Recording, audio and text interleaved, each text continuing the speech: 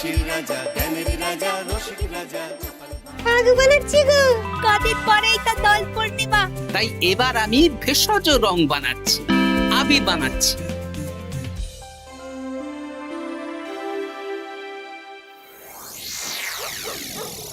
আপনারা এত সুন্দর ঘর বাড়ি থাকতে আমাদের এই পুকুর পাড়ে ডাকলেন কেন? আর বলিস না, কদিন ধরে তোদের গিন্নিমা গয়না গয়না করে মাথা খারাপ করে দিচ্ছে। ও বাবা গো, তাই নাকি? ও বলছে আমার গয়না চাই মানে চাই, ভূতে দিক কি ভগবানে সেটা আমার জেনে লাভ নেই। ভূত ভূত ভূতে আপনাকে গিন্নিমার গয়না কেনার অর্থ জোগাড় করে দেবে।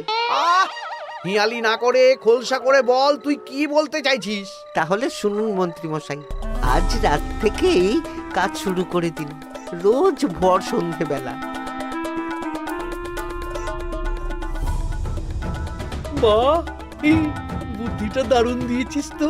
কিন্তু আবার কিসের কিন্তু মন্ত্রী মশাই? কিন্তু চিঠিগুলো যে লিখবো সেটা যদি আমার হাতের লেখা কেউ বুঝে যায় তাহলে কিন্তু কেলেঙ্কারি কাণ্ড হবে। বহুবার গোপাল এই চিঠিতে আমার হাতের লেখা দেখে আমাকে ধরিয়ে দেয় জানিস। হ্যাঁ, তাহলে তো মুশকিল হলো। আপনি বরং বিশ্বস্ত অন্য কাউকে দিয়ে চিঠি লিখিয়ে নেবেন। আর না লিখতে চাইলে কাউকে চমক ধমক দেবেন, সে লিখে দেবে। এ তো আপনার ওই বাঁ হাতের কাজ। এই তো পেয়েছি পেয়েছি, হ্যাঁ আমি বাঁ হাতে লিখবো। হাতের লেখা খারাপ হবে কিন্তু চিঠিটাকে লিখেছে কেউ বুঝতে পারবে না। তাহলে আর দেরি কেন, চলুন এখন। কোথায় যাব? রং কিনতে হবে তো, রঙের দোকানে চলুন। ও হ্যাঁ, চল চল চল চল চল।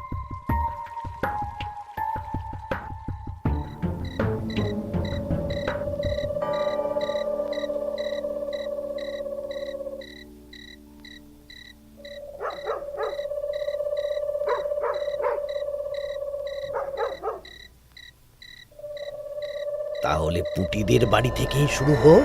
শুরু হোক।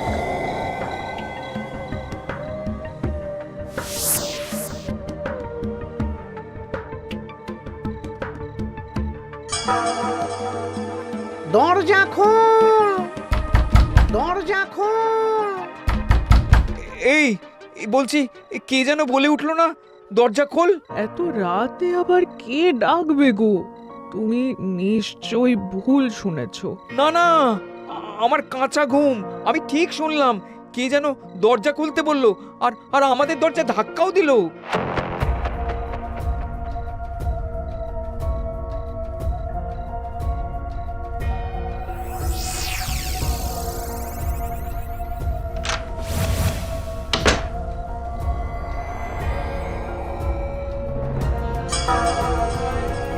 ও মা গো! কি গো, কি হলো গো? আমাদের আমাদের বাড়ির দেওয়ালে কার যেন পায়ের ছাপ, কি রঙিন ছাপ। দেখি চিঠিটা দাও তো।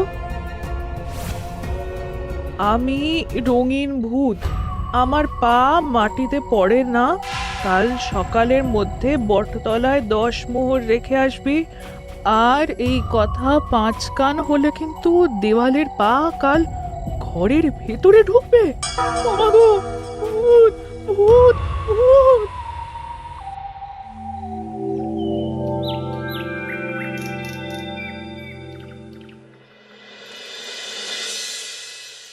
সবাই ভালো আছো তো? হ্যাঁ মহারাজ। আচ্ছা, এবার আসল কথায় ফিরে আসি। কদিন পরেই দোল পূর্ণিমা। দোল পূর্ণিমার দিন তো রাজবাড়ির মাঠে আমরা সব সভাসদেরা মিলে রং খেলব। তার আগে রাজবাড়িতে পুজো হবে। ফুট কড়াই মট খাওয়া হবে। হ্যাঁ, কিন্তু তার আগের দিনও খাওয়া হবে। আগের দিন তো নেড়া পোড়া। হ্যাঁ, দোল পূর্ণিমার আগের দিন বিকেল বেলা নেড়া পোড়া হবে। সেখানে সকল রাজ্যবাসীকে উপস্থিত থাকতে বলা হবে। আর নেড়া পোড়া হয়ে যাওয়ার পর সবাইকে লাড্ডু খাওয়ানো হবে। বাবা, এটা খুবই ভালো প্রস্তাব মহারাজ। তাহলে গোপাল, তুমি সবাইকে জানানোর ব্যবস্থা নিয়ে নাও। হ্যাঁ, এক্ষুনি আমি ঘোষককে নিয়ে সারা রাজ্যে ঢেরা পিটিয়ে প্রচার করে দিচ্ছি। ব্যাস, তাহলে তো আর কোনো চিন্তাই থাকলো না। শোনো শোনো শোনো, দোল পূর্ণিমার আগের দিন বিকেল বেলা রাজবাড়ির মাঠে ন্যাড়া পোড়া হবে।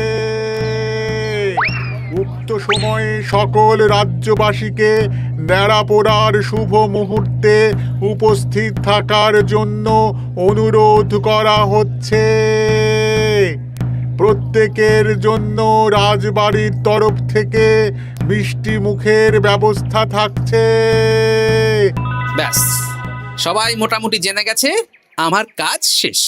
এবার আমি বাড়ির দিকে যাই, তুমিও এসো। আচ্ছা আচ্ছা। আরে আরে, তোরা এখানে বসে আছিস যে? আমার বাড়িতে ফুলের পাপড়ি নিয়ে যাসনি কেন? হ্যাঁ, আর কি বলবো বলো গোপাল দাদু, আজকে তো ফুটের দায়িত্ব ছিল, কিন্তু ফুটে তো এলো না। কি হলো রে মেয়েটার? চল তো গিয়ে দেখি।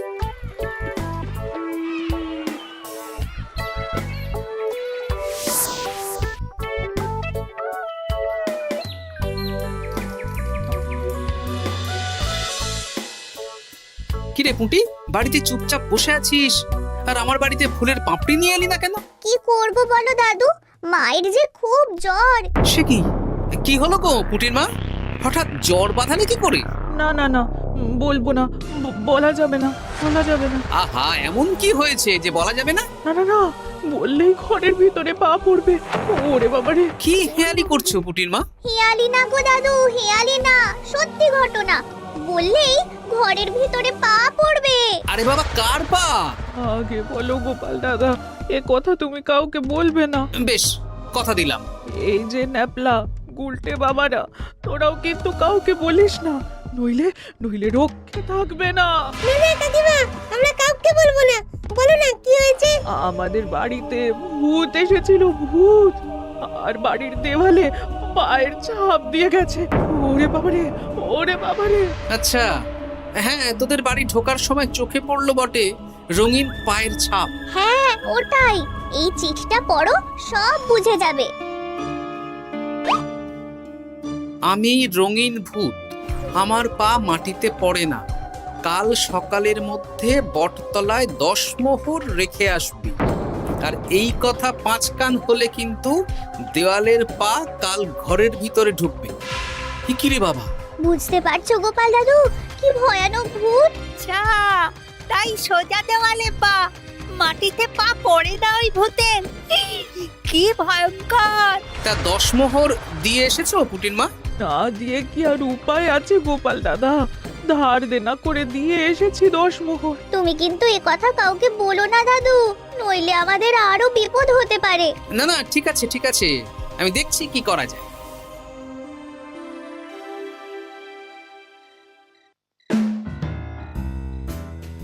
কি গিন্নি, পছন্দ হয়েছে তো? খুব সুন্দর হয়েছে, কিন্তু শুধু কানের দুলে আমার মন ভরবে না। আরে বাবা, তুমি চিন্তা করছো কেন? একে একে সব হবে। কানের দুলের পর নাক ছাবি, তারপর সোনার বালা, গলার হার সব কিনে দেব। তাহলে আমি আর ঝগড়া করব না। আজকে রাতের নিশানা ভোলা।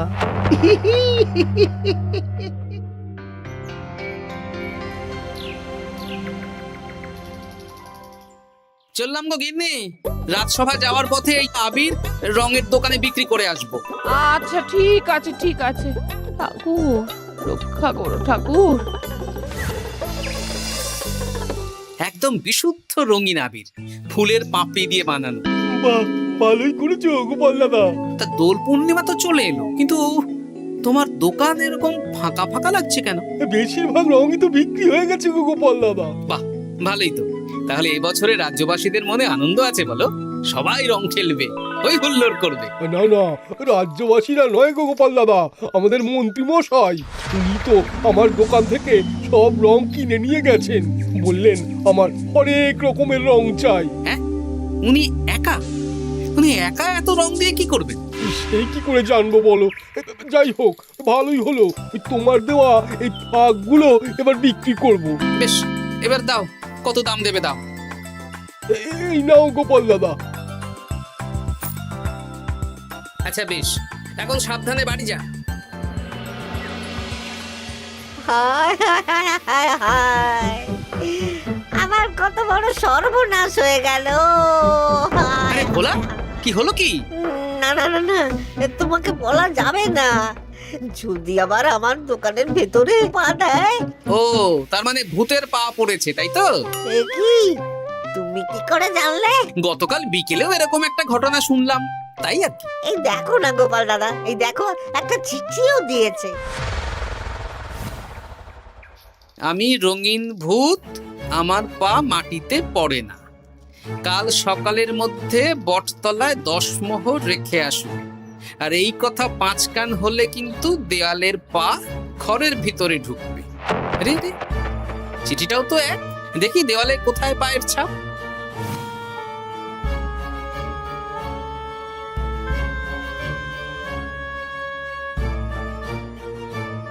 আচ্ছা, এ তো হুবহু একই পায়ের ছাপ, শুধু রংটা আলাদা। এ তো অদ্ভুত কাণ্ড। ও গোপাল দাদা, এবার আমার কি হবে গো? এখন 10 মোহর না দিলে যদি আমার দোকানের ভিতরে পা পড়ে? আমিও তো বুঝতে পারছি না গো। দেখো, যা করবে বুঝে শুনে করো। আচ্ছা গোপাল দাদা, আচ্ছা। ওরে বাবা রে,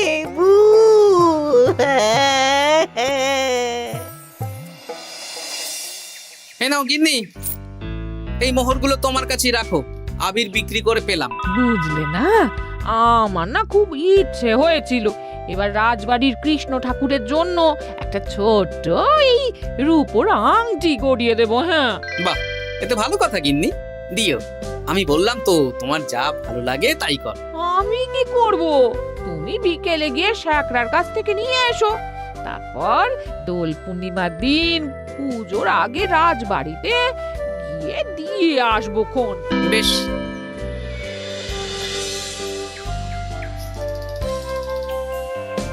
এটা দিন। বেশ বেশ বেশ, 1 মোহর দাও গোপাল দাদা। বেশ। তা ব্যবসা কেমন চলছে আজকাল? ঠাকুর আর মন্ত্রী মশাইয়ের আশীর্বাদে বেশ ভালোই চলছে গোপাল দাদা। ঠাকুর না হয় বুঝলাম, কিন্তু মন্ত্রী মশাই? মন্ত্রী মশাই তো রোজই আমার দোকানে আসছেন আর গিন্নিমার জন্য নতুন নতুন সোনার গয়না কিনছেন। আজকেও এসেছিলেন। বলো কি? হ্যাঁ গো গোপাল দাদা, উনি আমার দোকানের সেরা খদ্দের। জয় ঠাকুর, জয় ঠাকুর, জয় ঠাকুর, জয় মন্ত্রী মশাই, জয় মন্ত্রী মশাই। মন্ত্রীমশাই হরেক রকমের রং কিনছেন। লোকজনের বাড়ির দেওয়ালে ভূতের বিভিন্ন রঙের পায়ের ছাপ পাওয়া যাচ্ছে। সবাই 10 মোহর করে দিচ্ছে। মন্ত্রীমশাই শ্যাকরার দোকান থেকে রোজ গয়না কিনছে। আচ্ছা, এর মধ্যে কোনো যোগ নেই তো? এই, আমি না কানা ঘুষো একটা কথা শুনলাম গো। কি কথা? গতকাল রাতে খগেন বুড়োর বাড়ির দেওয়ালে নাকি ভূত এসে পায়ের ছাপ দিয়ে গেছে। হ্যাঁ, বলো কি? ও গোপন খবর। হ্যাঁ, আজকে খগেন খুড়োর গিন্নি আমাকে বিশ্বাস করে বললেন গো। হ্যাঁ, তাহলে পুরো রাজ্য জুড়েই ভূতের উপদ্রব চলছে। তার মানে ঠিক আছে,